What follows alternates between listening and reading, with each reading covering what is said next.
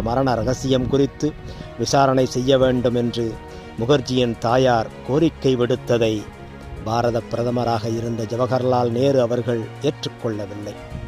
சியாமா பிரசாத் முகர்ஜியின் கைதும் மரணமும் நேருவின் சூழ்ச்சி என்ற கருத்து இன்று வரை உண்டு. பின்னாளில் அடல் பிகாரி வாஜ்பாய் அவர்களும் இதை குறிப்பிட்டுள்ளார். கல்வியிலும் செல்வத்திலும் சிந்தனையிலும் நிர்வாகத்திலும் சிறந்து விளங்கியவர்.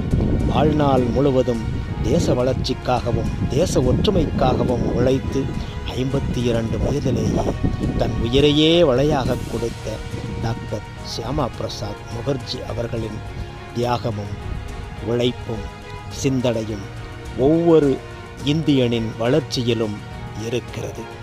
டாக்டர் சியாமா பிரசாத் முகர்ஜி அவர்களின் தியாகத்தை போற்றுவோம்.